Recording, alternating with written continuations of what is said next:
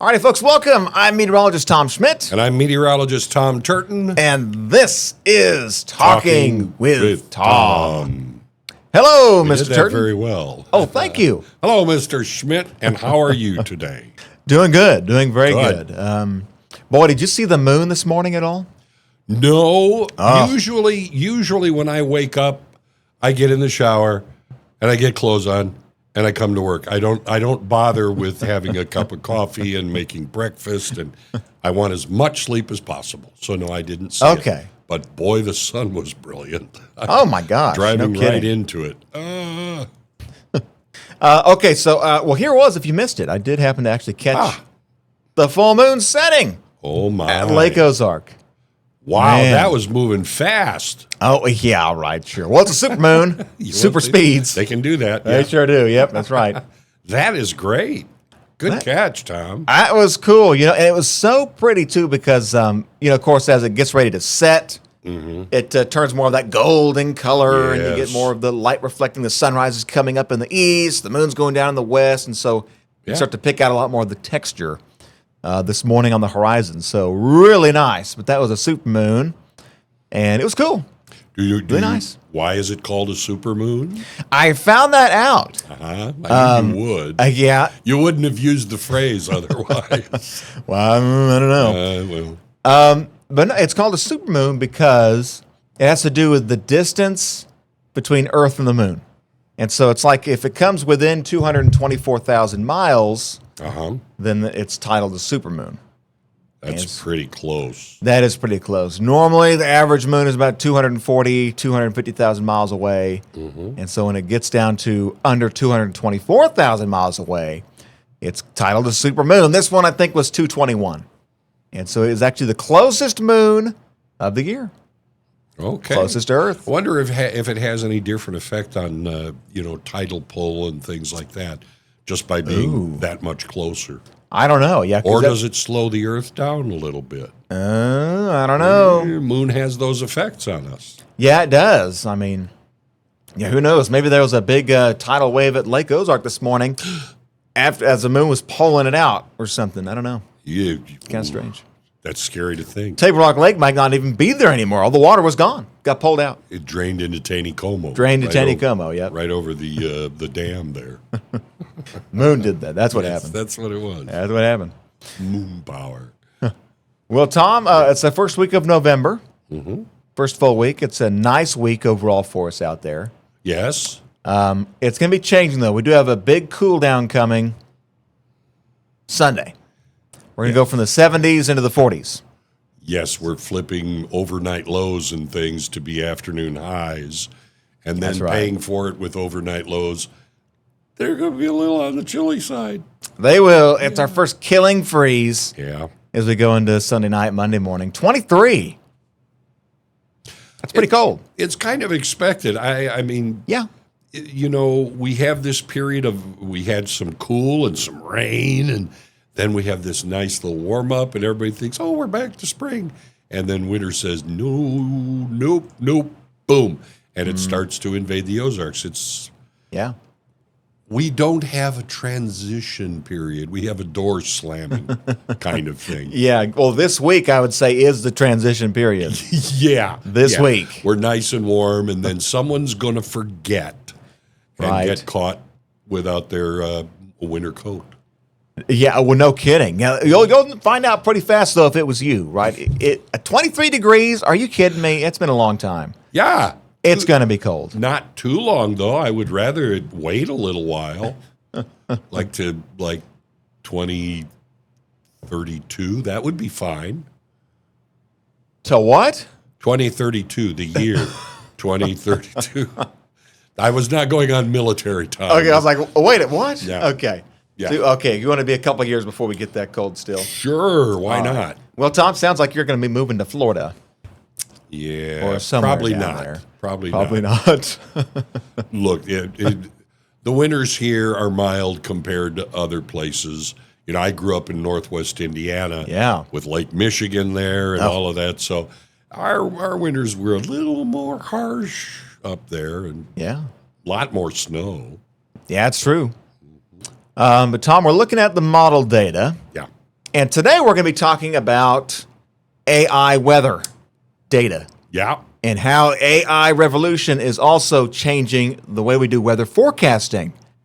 And there's some interesting stuff. And this is kind of the first winter season where we're going to be having these AI models thrown into the mix as well. So we'll see some changes. Well, I'll be very interested to see how they do, how accurately they perform, just because of the fact that winter precip is one of the toughest things to forecast. It is. You know, we get a handle on, okay, it's coming, then we try to give amounts, and then nothing happens. That does happen. Yes. Yeah. And Every year. Yeah, winter precip is usually the hardest to forecast or to catch. So I'm anxious to see what AI would do to improve that. Yeah. Well, so let's start with some quick facts here real quick. right. I got my paper here with facts. That's real facts on real paper. Yes. That's right. Okay, so AI weather models. So this is going to be coming alongside the traditional numeric weather models. Now, the traditional models use physics equations and mathematics to kind of, they have a starting point. They ingest live weather data, and then they build what the atmosphere is going to do next based on using those equations. That's where we are now. Right. What AI does is it doesn't do any of that.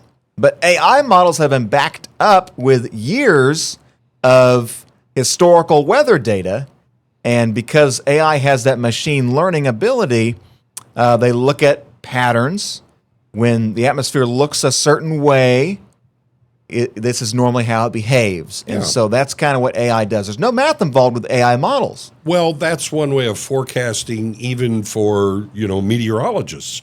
You look for patterns and you say, this happened, I've seen this before, and it's been seen before. So you're playing percentages. Chances, if I've seen this a number of times, chances are greatest I will see it again. Yeah. Okay, that's what AI is doing, it sounds like, but it's doing it much faster. Much faster. We have to look around for it, and it goes, there it is, faster than that.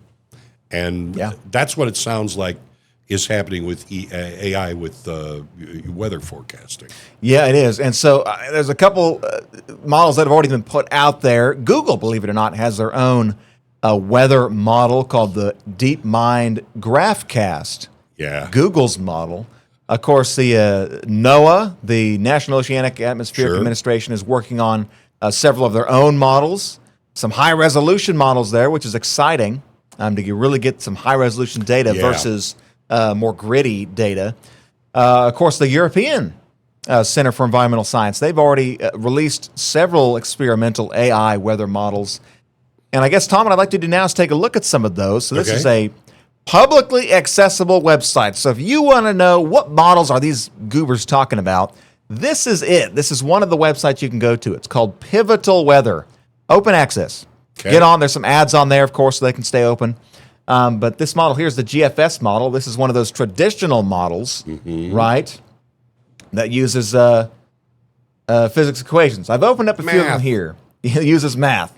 This is the European AI model. So you hear us talk about the Euro model. This is the AI version of that. And this is just temperatures. You can make us out. There's Springfield right there. And so if we advance this forward, this is starting this morning around 11 o'clock.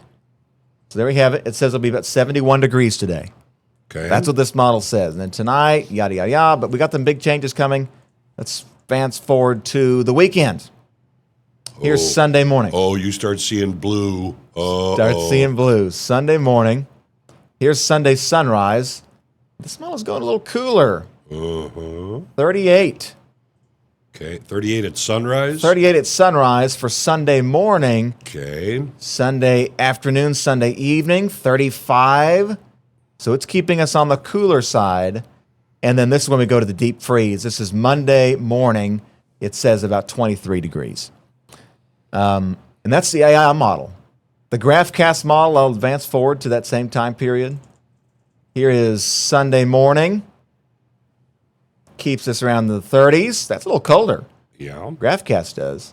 Sunday night, Monday morning, 23, 24 degrees. And you can just look at the colors that it Oh, goes my to gosh. blue and then blue white. And yeah.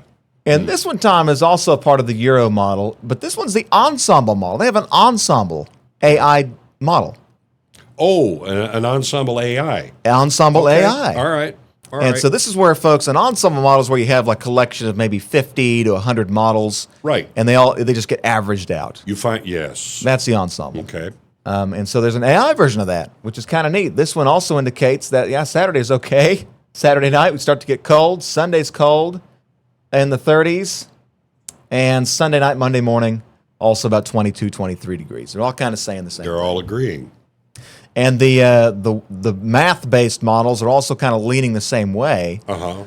But Tom, one of the things about this, and I sent you a couple links on this too, but I found several sources that said that the AI models had actually outperformed in some ways their math-based partners Yeah. in some way. Now, in some they're not. Yes. But What I got from those articles is, yeah, it was kind of keeping an even par, and there were one or two examples where AI was above. It was excellent. yes, As far as the way, it determined what was going on. So there is a lot to be said about having the speed of a computer to go through data. oh yeah. Well, that's kind of the other point too, right? With these AI models, the current way we have model forecasting, it requires supercomputers. Yes. And huge amounts of energy.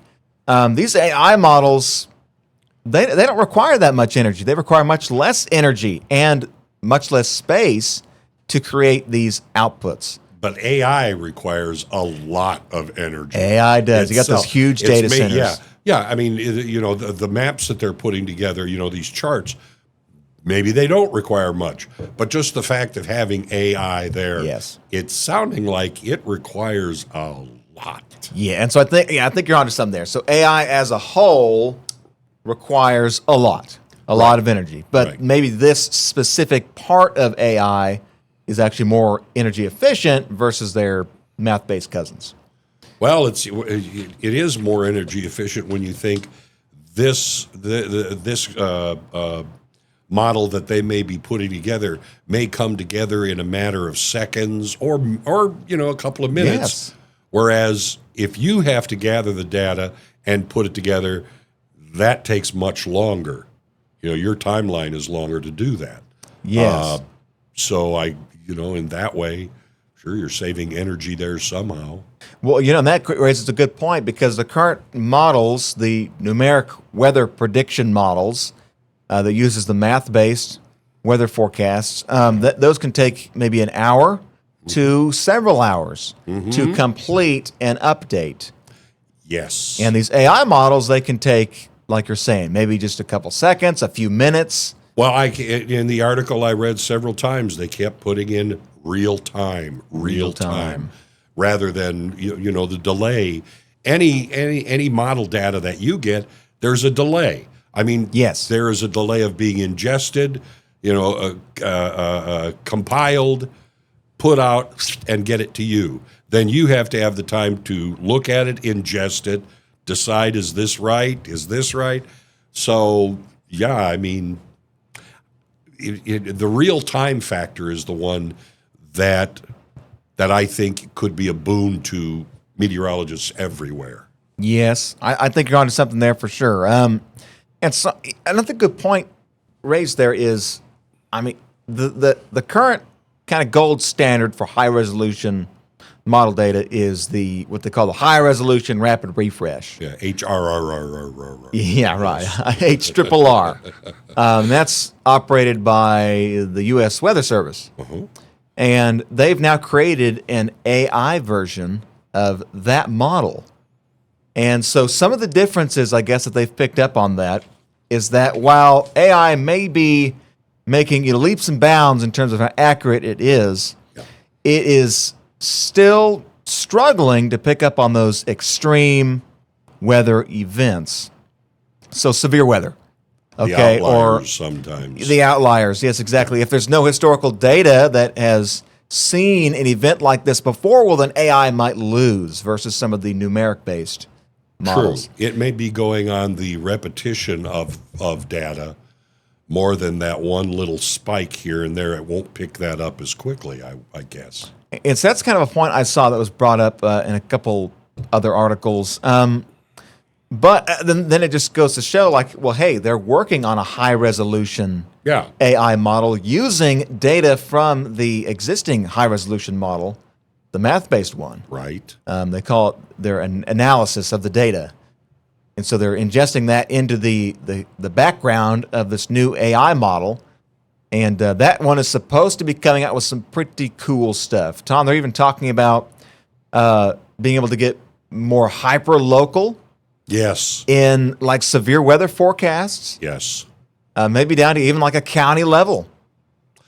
That, if that happens, that will be, just an incredible leap to be able to be that pinpoint accurate on what is coming. That would be huge. Yeah. Because right now we can pinpoint, okay, there's going to be severe weather on this day. We can have a good understanding of when it's going to happen.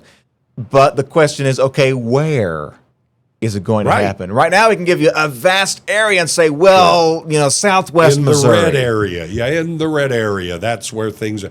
Well, that red area, how many hundreds of square miles are we talking about? It can be up there. And so one of the Sure. advancements being researched and really, really sought after in these AI models is there a way we can shrink that down to where instead of saying southwest Missouri, we can just say, hey, if you live in Greene County, Exactly. look out, pay attention today. Exactly. I would hope that through data analysis, if AI can help us, it would be find out what sets off a tornado. What is that spark? Yeah. What is it that, because we really don't know what that final spark is, because we have, it's happening the same. There's where you go, it's happening the same way it's happened before. What made a tornado drop one time and not the next? Yeah. So maybe you can find some of those answers. That would be terrific. Maybe so. It really is exciting to see what all can happen and just how fine of a detail in a forecast that the goal is that we're researching in to try to get AI there. Sure. And Tom, I kind of want to ask you, so you've seen changes over your career Yeah. in forecasting and modeling. And I mean, I imagine when you started, you had the printouts. Yes. Right. We printed out all the data and put it on a big wall, and then you would Right. physically look at each model and figure out that, so it's a whole lot different in that way. Exactly. And so then today we kind of use those websites like we showed, Pivotal Weather, just one of a variety of them Yeah. that house the weather models. And there's a bunch of them out there. And then now we're looking at the next step, the next kind of advancement from where we currently are into AI.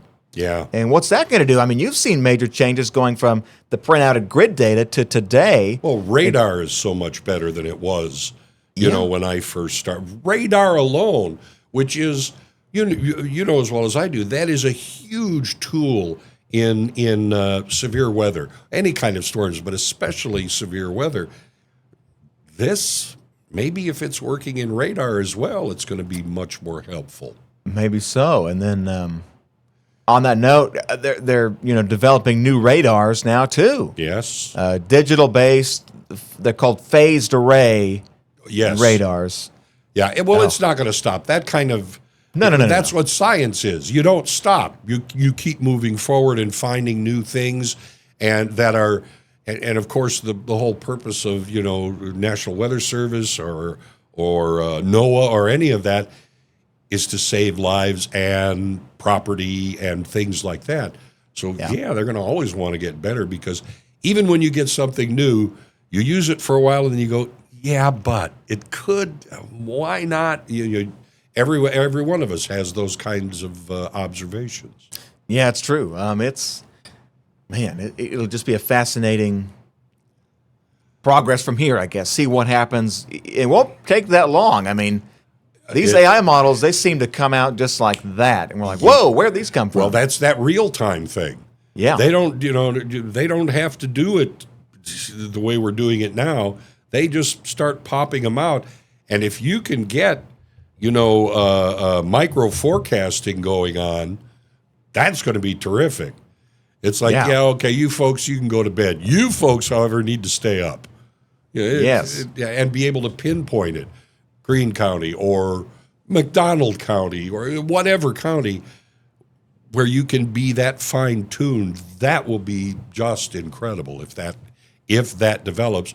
And it looks as though that's what they're moving toward. That's kind of what the goal is, to kind of shrink down the area, narrow it down, drop people out of the advisory areas. Yeah.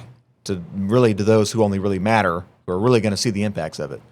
But will they turn into our weather overlords?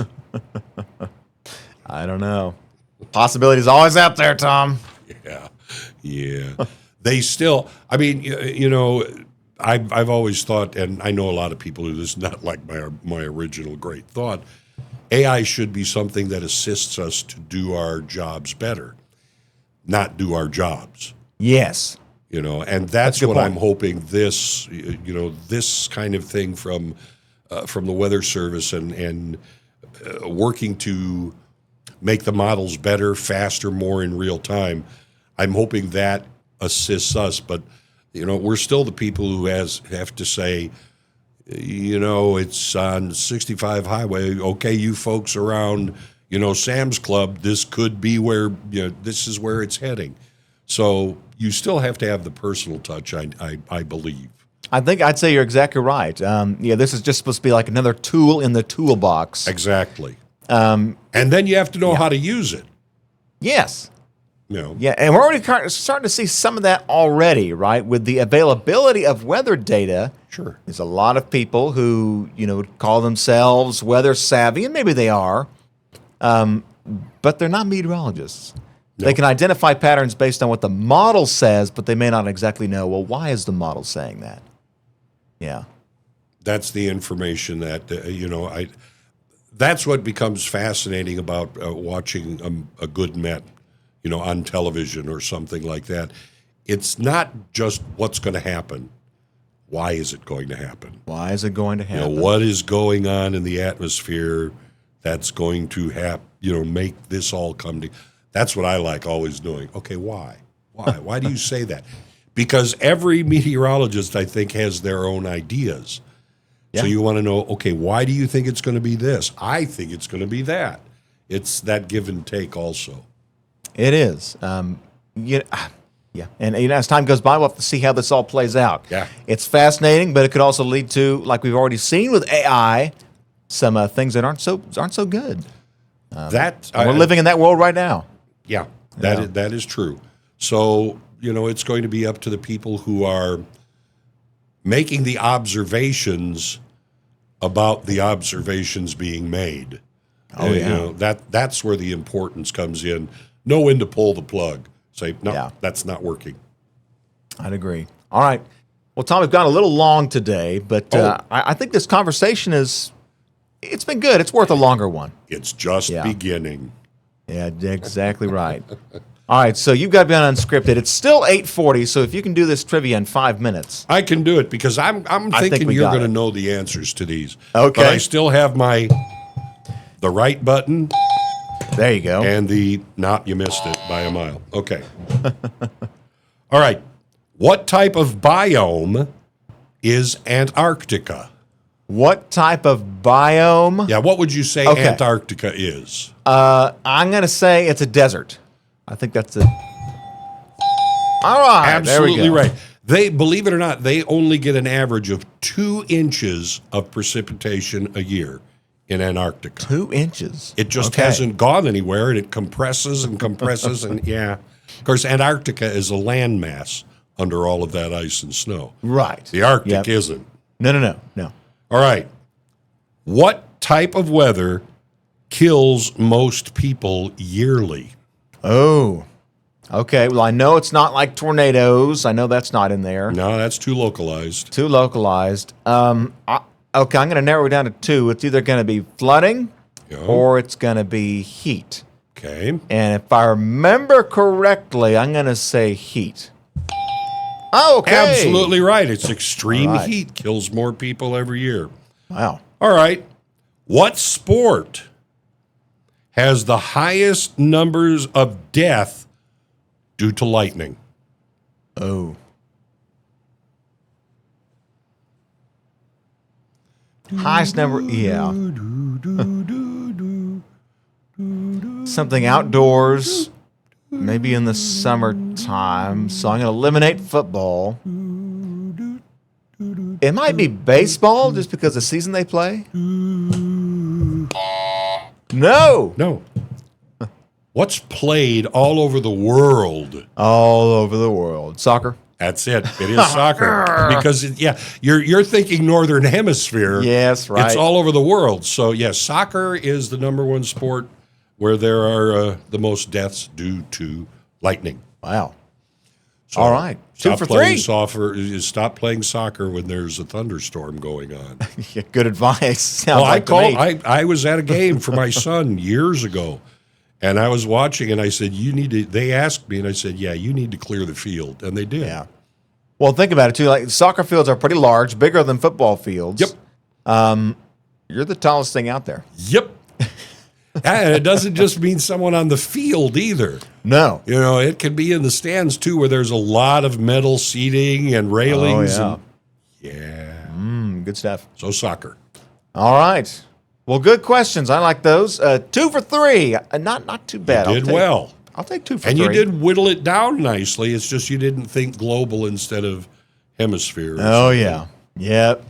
Oh, well. Better luck next time. Although I guess you're getting the questions next time. That's right. Right. I'm not as good as you, but I give an answer. You do give an answer. You're right. No, you do a good job. Whether I'm right or wrong.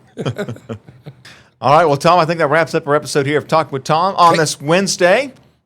AI is what we're talking about today, and it's a fascinating discussion. A lot more to come down the road, and we'll see what more develops there. Well, as the future of AI grows, you're going to have to figure out, am I real or am I AI? Oh my gosh, no kidding. All right, and on that note, the real Tom Schmidt and the real Tom Turton, we'll go ahead and wish you a good Wednesday. Bye.